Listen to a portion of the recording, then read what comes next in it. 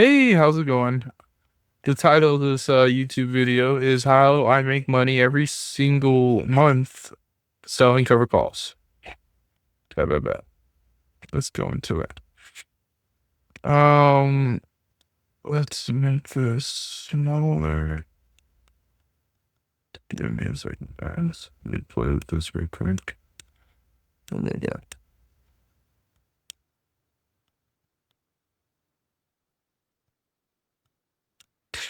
I think that's good. All right. Perfect. Let's start tuning in here. Okay. Alrighty. Hey, guys. All right. So the the YouTube video is about how to sell cover calls. Most traders need the stock to go up or down. But what if I told you you can get paid every single month if the stock just stays and does nothing? All I gotta do, even when the stock does nothing, you can get paid. That's the power of cover calls. And today I'll show you exactly how you could use them for consistent, low stress income. So, you guys are probably asking, what is a cover call? A cover call is the simplest income strategy in the market. You sell someone the right, but not the obligation to buy 100 shares of your stock that you already own. Okay. So we know 100 shares is one call option. 100 shares is one call option. That's a covered call. So let's use the Webull example that we're using. So if you have, let's say you bought 100 shares of Webull, right? You buy 100 shares of Webull. Let's get the handy dandy calculator out. 100 shares of Webull. So 100 times 100. That's 1,083 dollars. Bam. Cool. All right. So with that money, you want to make what, $1,083? You want to make what, 5% of that? Bang. You want to make $54. At the end of the day, it's like, oh, you're spending $1,000 to make $54, but heck, at the end of the day, this stock market is there is no get rich quick. You do these things to make money slowly and then progressively progress to make money. The real money is in the capital appreciation of the stock going up. But a cover call is when you sell a call. So calls are this way, puts are this way. When you sell, so you're going to do a bid. When you're going to get a bid, so you're going to get a premium. So the things that you have to have for a call is you have to have a bid, you have to have shares, and you have to have an expiration date. Very similar to the put, where we have the strike, also the strike price. The strike price, the collateral, and then the expiration date. You're basically having the the strike price, of course the premiums in it too, but you need the strike price, you need a expiration date, and you need a premium. So just like how we're doing on the put side, you're going to do a 30% delta, which is 31% of the chance of this going wrong. Then you're going to pick this 40 cents right there. So technically speaking, this trade is not in 50% right now, because you times it by 100 is not. So low key, we're going to have to go with these this 35% delta. This is also frankly not true data right now. So these right here are not too bad too, the 60 cents. And that's kind of what I would go for, honestly. And I would go for this sort of trade. By the way, this is not financial advice. This is just me telling you, a friend, giving you advice on how to make money. But this is not financial advice at all. I am just a person on YouTube just trying to talk to you and explain cool things about options.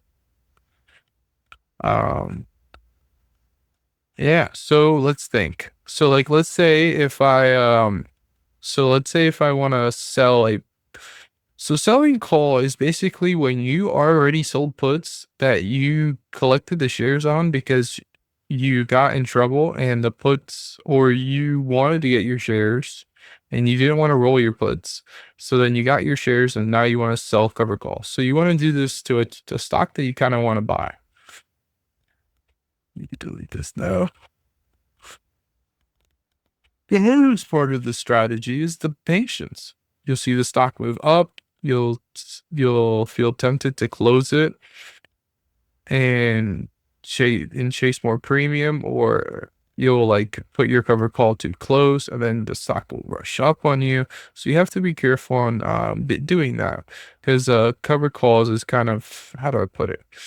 Those are one of the hardest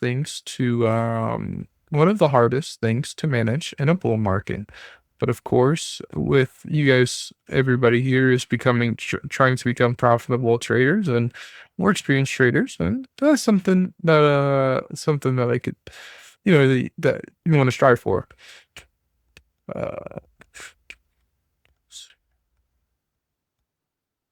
but it's discipline that will keep you consistent. Honestly, just keeping relaxed and just understanding and being kind of just cool and collective. Uh, go to close week. Look for good premiums and never trade on emotions. Always kind of figure out if there's any kind of like conflicts that are like in like big days that are coming, like earnings, any like new product sales and stuff like that, like delivering down. You kind of want to stay away from days like that when you sell cover calls, especially if the stock is going to go up bullish. You just got to be careful on that.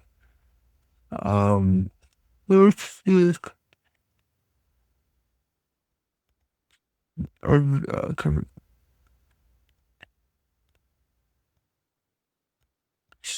So let's talk about the risk factor. Like, let's talk about the bad side of cover calls. Cover calls are not free money. If your stock skyrockets higher, you may be missing on the upside. So you gotta be willing to sell at that certain strike price that you're doing. Because let's say, so basic things. Sorry guys, basic things on options. I'm gonna hopefully make you guys option experts. So when you sell a put, you want the stock to go up. When you when you sell a call, you want the stock to go down. That's where you make money. When you buy a put, you want the stock to go down. When you buy a call, you want the stock to go up. Simple things that you gotta know. Sell a put, you want it to go up. When you sell a call, you want it to go down. When you buy a put, you want it to go down. When you buy a call, you want it to go up. Simple things of options. Basic 101. It's the same way. But yeah, I just wanted to explain that theory. So I just wanted to explain that situation. So when you have the stock at a certain strike price, so now that I have an option table in front of me, let's say that we have the strike price that we're going for, right? The 35%, the 35 delta right here, right? This one. Let's say if we will,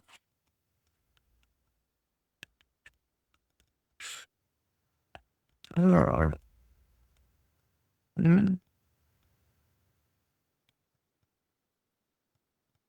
bet this is the trade that I would do. Guys, my bad. I should have looked at this a lot better. Yeah, this 37 days out, collecting 67 cents. If we go back to the calculator, there. If we go back to the calculator, where was it?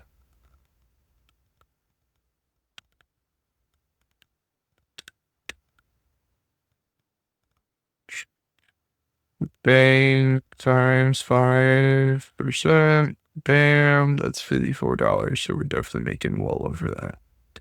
Making well over that.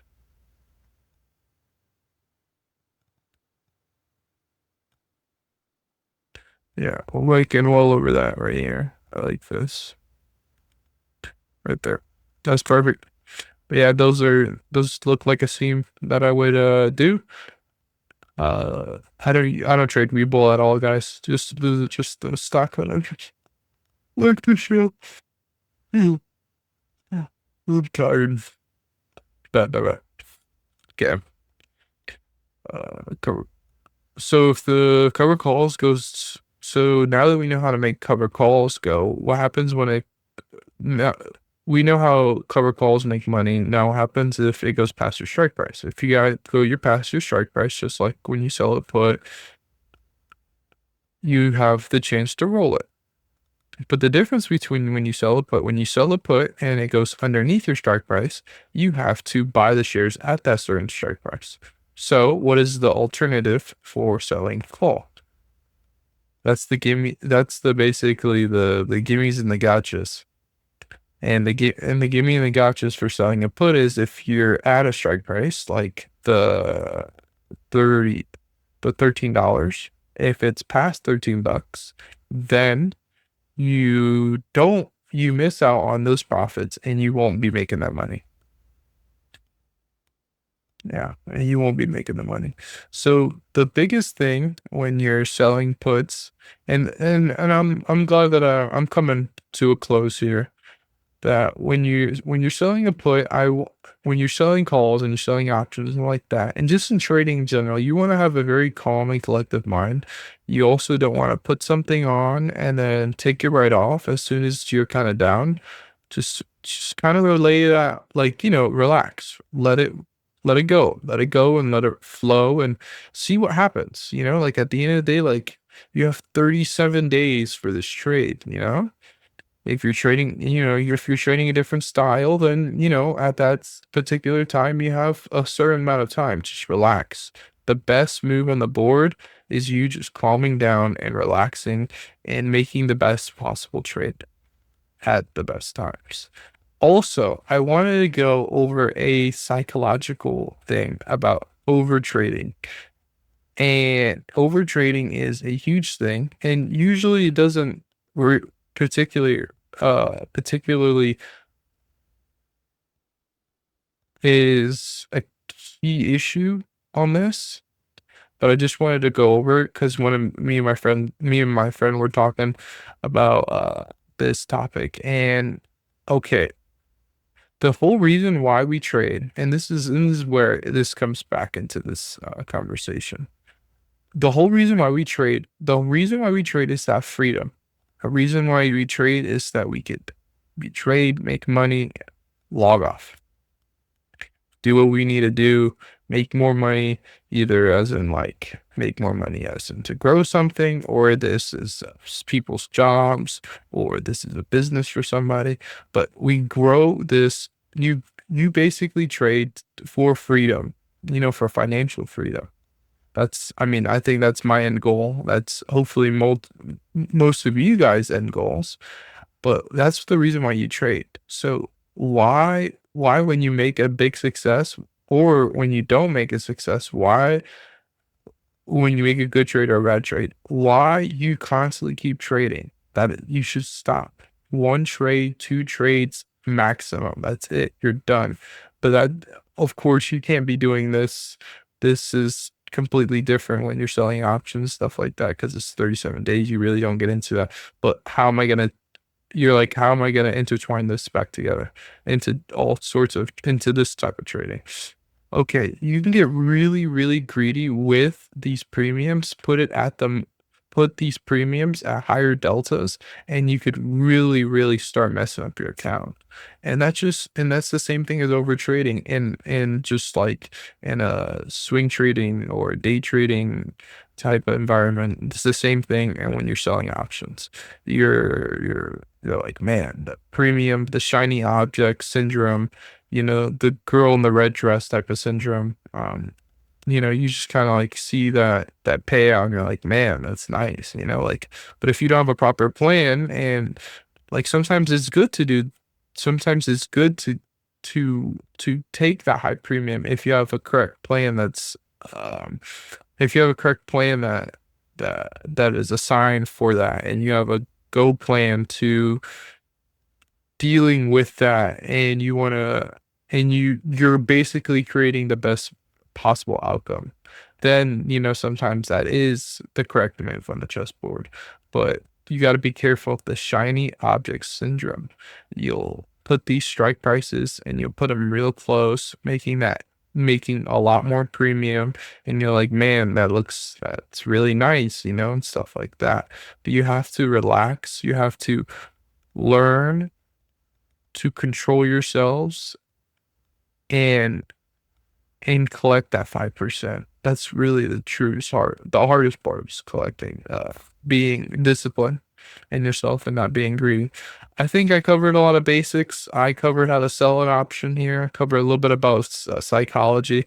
I just wanted to let you guys know the market rewards consistency, not excitement. Sell cover calls, manage risk, and let your patience print money.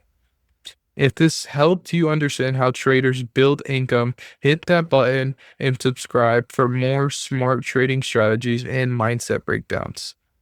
Thank you guys.